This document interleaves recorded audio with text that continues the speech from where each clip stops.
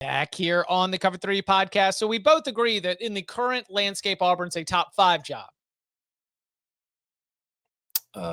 Job's currently open. Yeah, I mean, I think it's closer to 6 than most people probably want to admit. But yeah, I think it's a top 5 job right now. I don't know if it'll be a top 5 job by the end of the season. Like closer to UCLA than it is to Florida? I think so, yeah. Yeah. I mean, it's an SEC gig. You're going to get paid a ton of money. So that makes it very attractive. I just don't think the expectations on the Plains align with the reality. I will say closer to Florida than UCLA. And I will say, give me the chaos if they care. That if you get everything together, you at least are able to activate resources, activate passion. But yeah, these are just different ways that we rank it. What about the coaches that are going to be contacted here? Let's start with where would you, and then we can go to who we think. I think you take a swing at the big names because, again, you are an SEC job. You do have money to spend. You will be attracted to somebody just based on that alone. So I think you go after James Franklin. Like I mentioned earlier, you need somebody who can kind of be the unifying force in a room full of people who all have power and want their opinions to feel like they matter. And I think James Franklin was able to do that at Penn State and kind of pull everybody into his boat and have them go in the same way. So he's shown an ability to do that. Whether James Franklin looks at the Auburn job, that's one that's attractive to him, I don't know. I mean, think of all the names we've mentioned for Florida. Think of all the names we've mentioned for LSU. They all make plenty of sense for Auburn. It's just I don't know who the realistic options are. Like, do they go after Jimbo? Like, is that if you went after Jimbo, doesn't that kind of feel like the same thing as hiring Hugh Freeze again? Somebody whose offense is a little outdated? There's a term that gets used a lot, and I worry that it's overused.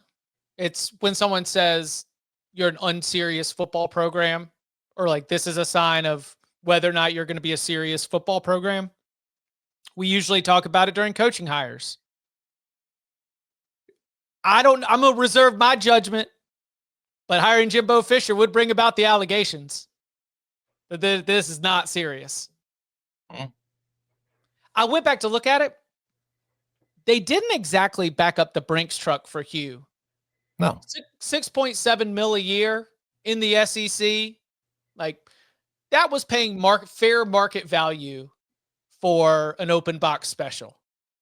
But let's be blunt. Maybe they don't have more to spend because they've had to pay all these buyouts because they keep firing coaches. Might not have, and so that's the other thing too. Like, I think Auburn's going to have plenty of money on offer for a coach. I don't know that for a fact. I don't know how deep the pool they're swimming in at this point truly is.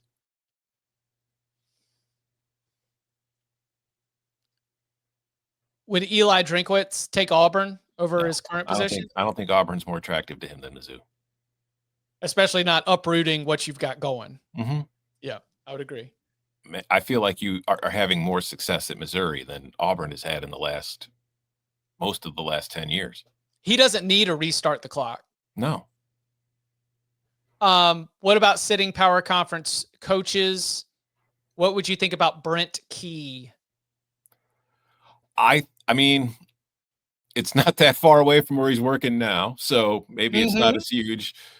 If you're Brent Key, and it really depends. Like, I don't know Brent Key. I can't tell you what makes him tick. If his ideal job is to be at the place he went to school and win as many games as possible for his alma mater, no, he's not leaving for Auburn. If his goal is to climb the ladder and get to a place where he feels like he can compete for playoff spots, compete for SEC jobs, and compete for possible national titles, then Auburn's a better option for him than Georgia Tech. But if you're Brent Key, is Auburn the best school coming after you? I'm just saying, and I think there's going to be a lot of response that points to leaving his alma mater. That's crazy. Mm-hmm. But I'm just thinking that the man who grew up in a suburb of Birmingham, Alabama, and who spent some time on Nick Saban's staff might look at that Auburn job and be like, hey, yeah, I can go do this. Like you mentioned, not far from where he's at right now. He certainly knows all those high schools, different type of recruit that you're getting to Auburn, different kids, maybe you go and see them not on the 4 p.m. kickoff that night. Maybe it's the 7 p.m. kickoff when you're going for Auburn. But Brent Key is a sitting power conference coach that I think if I am Auburn, I would pick up the phone and I would call and I'd check in on. You mentioned James Franklin. That'll be an interesting one to see if he ends up landing at Auburn. That would be of all these spots. I'm feeling less and less like LSU is going to hire James Franklin. Would you agree with that? I agree. Yeah. Okay. I think we've got a little bit of a different idea of where his landing spot might be in terms of the open jobs along the way. What about at the G5 level? Would Dillingham go to Auburn? He might. I mean, it's the same situation as Key. It depends what his goal is. He's at his alma mater. Does he want to leave? But I do think, I think Kenny would be a great hire if Auburn ended up getting him, because I think that Kenny has shown, like going back to yesterday, like they didn't have Levitt. They're on the road against Iowa State, and they've got Jeff Sims, who, longtime player, no disrespect to him. We kind of know who he is. He's not anything incredible. He was able to win at Iowa State, and he's been able to overcome these injuries to keep Arizona State looking pretty good. So I feel like that would probably be a good hire for Auburn. I don't know if he's going to do it. I think, I know there are a lot of big jobs available, and people are saying, there's not enough great candidates to fill those jobs. And we've talked about it. There are plenty of great candidates to fill these jobs. It's just, I don't think we are going to see these giant dominoes falling that everybody is pitching. We've already seen a lot of the big names already sign contract extensions.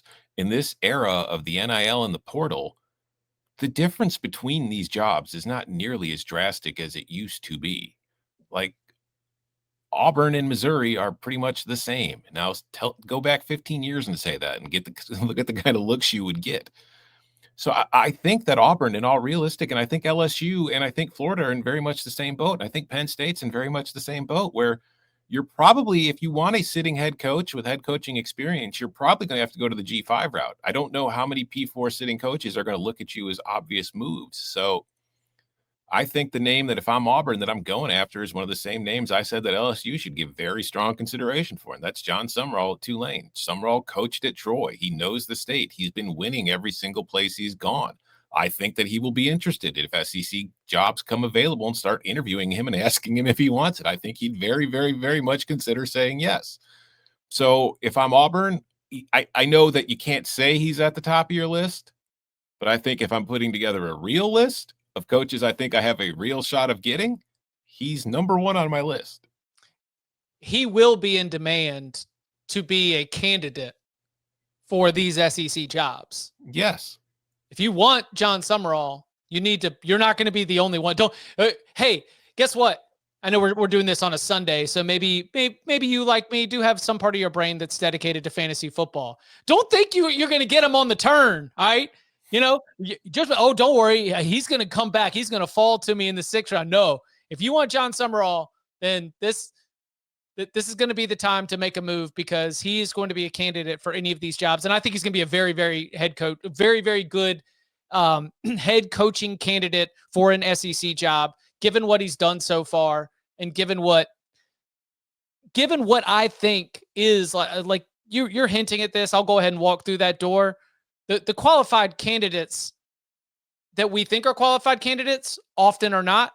Mm-hmm. And much more often, something that we gave it a C+ and shrugged our shoulders at ends up being fantastic. Who said that Curt Cignetti was going to change college football when he was hired by Indiana? Everybody said, oh yeah, the JMU coach, good hire there, and then look what's happened. I'm not saying everyone is going to be Curt Cignetti. Curt Cignetti truly is a one of one. Like, that guy is a force of personality, unlike many. But I do think the idea that the sensible hire, and given his success at Tulane, given his success at Troy, John Sumrall is a sensible hire for the Auburn Tigers right here. That's I would pick up the phone and call. Absolutely. I've also seen it mentioned in the chat. Chesney? No, Glenn Schumann. Georgia defensive coordinator. Makes plenty of sense for this gig as well. Now, again, if you're an Auburn fan, does that make you super excited? I don't know, but I think Schumann makes sense. I think Alex Galesh makes sense. Again, it's all the names we've gone over a million times. Chesney does make sense. There's a lot of good coaching candidates out there. They're just not the superstar names that everybody's thinking because of the star level of the programs that are open. Is there any chance DJ Durkin gets this job? Yeah. Yeah. If he beats Alabama in the Iron Bowl, I was going to say, this guy's going to win the 10-year deal. Yeah. I mean, listen, there's a part of me that absolutely adores it, that it is that important to Auburn, because one of the things that makes this sport great has always been the rivalries, and just like the way it affects people's lives, how important it is to the fans to win these games. But I do feel like if I'm a fan, that's really important. If I'm the person in charge of getting this program to a good spot so those same fans don't turn on me and want me fired, I don't know if I put as much weight on one game against Alabama or the fact that coach has beaten Alabama before. I think that you have to kind of go outside the box a little bit to find a coach who you think is capable of beating Alabama and everybody else on your schedule. But those Alabama wins are sweet, Tom. They are. I know they are. Those magical days in Jordan-Hare. Because they give you the entire year to talk all the crap you need. And believe me, I understand the importance of that. Like, when the Bears beat the Packers could be 3-13, but if they beat the Packers in week 18, the final week of the season, and the Packers don't win the Super Bowl, I get to talk crap to the Packers all off season. Like, yeah, but you haven't beaten the Bears in months. What about who else on the, because I think separating what I would recommend Auburn do versus outcomes that I think are potentials. DJ Durkin's slid over to would not be on my recommendation list, but I very much realized we could be there. Mm-hmm. Who else is in that category?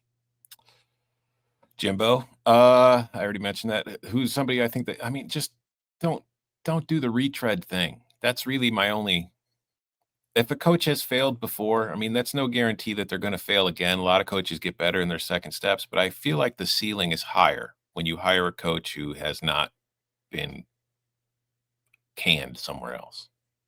Would Dabo be a retread? I think Dabo could change the culture at Auburn. I don't know if Dabo would win at Auburn because Dabo's approach is proving to be very, very detrimental to Clemson right now. So if he's bringing that same approach to Auburn, a program that literally just was firing an NIL candidate at the transfer portal, and Dabo's going to come in there and be like, well, we're just going to recruit our OKGs, our good boys, and we're going to develop them up, and we're just going to build a family here. Like, he's gone in 2 years because he's not going to win enough games in the first few seasons before everybody turns on him. And then the fact he's from Alabama, by the way, is going to put him in a hole to begin with. So he's going to have to overcome the whole tiredness to him. So, yeah, no, I do not think Dabo makes any sense at Auburn. Okay. What about Dion? Certainly feels done in Colorado. I do want to. I know I probably should have said this earlier. It would have been more sensitive, but 29 minutes in is not exactly me delivering on it. But I do hope Hugh gets healthy and plays golf and just take some time to get things right, because that man looked miserable. Yes. And we know that earlier in the year he was diagnosed with prostate cancer, but they said that it was, early detection. They felt like he was going to be able to make a full recovery. But still, man, just I hope he gets healthy. I hope he enjoys himself, because that looks like a very, very miserable experience. Again, one that came with a $6.7 million salary and now $15.4 million in buyout money, but still not look fun. Sort of walk a mile in a man's shoes. That's not a fun walk. He needs to stop walking a mile. He needs to start riding in a golf cart for 3 to 4 miles. Yeah. Maybe walk a couple hundred yards on cart path only days. But other than that, nah, man, just golf, feel better, relieve some stress, and then figure it out. Yeah. Jeff Brom. Yeah. Good choice if they can get him to leave Jeff Louisville. Brom is, I don't know where that is on the Venn diagram. It's on the Chip would recommend. My apologies to my Louisville friends out there, but I just think Jeff Brom's a really good coach. And you know what? I don't think Jeff Brom would leave. I don't think. But that stock price is pretty high right now. If he gets to the ACC title game, just consider that. That means that in 3 of the last 4 years as a head coach, he would have led his team to a conference championship game. I do wonder because, again, like Brom is having success at Louisville, where you just mentioned they could be in the ACC championship game. He's got that program in a place where every single year you look at it as a team that could win the ACC, as a team that could get to the college football playoff. Does he feel like he has a better chance to get there at his alma mater than he would at Auburn? He might. No, I mean, but the ACC is run by SMU in Louisville right now. You want some sign of the times in college football? They've got Florida State and Clemson on the ACC network. Tom, they sued to get television ratings built into the media rights payout. Mm-hmm. And I'm not talking about another network or their business. I'm just giving you facts as I understand them. I don't know if they report Nielsen ratings. No. I don't know if the ACC end games help you with the bonuses. Jim Phillips is out here playing chess. FSU Clemson kicked over. Oh my goodness. I thought they were the time slot champs. But yeah, SMU and Louisville are running the ACC now. Mm-hmm. It's like old school CUSA.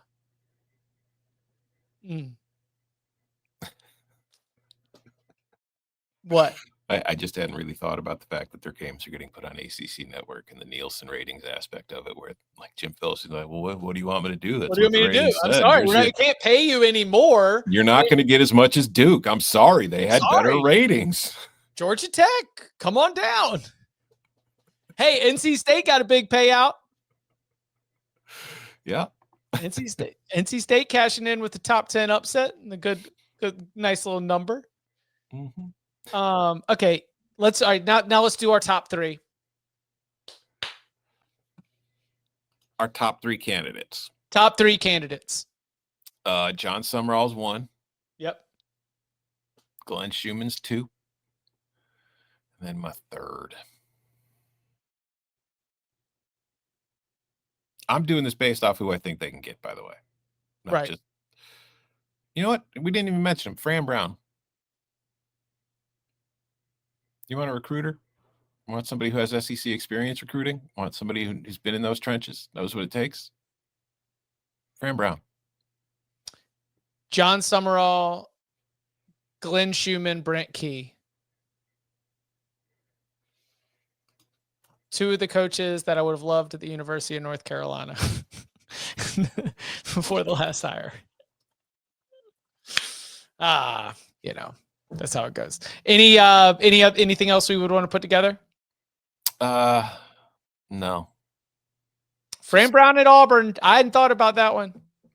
It just kind of hit me. Like I was trying to think of a name. It's like, I think that could work. He is riding, and I've mentioned this before on the podcast, but he is riding the, like, I'm from New Jersey, and being able to connect a lot of Northeast dots. It helped. His coaching staff has a tap down into the Philly and like that part of Pennsylvania. So he's activating some of his superpowers, I guess you could say, but he also is at Georgia. So it's not like he is unfamiliar with recruiting the area. No. Yeah.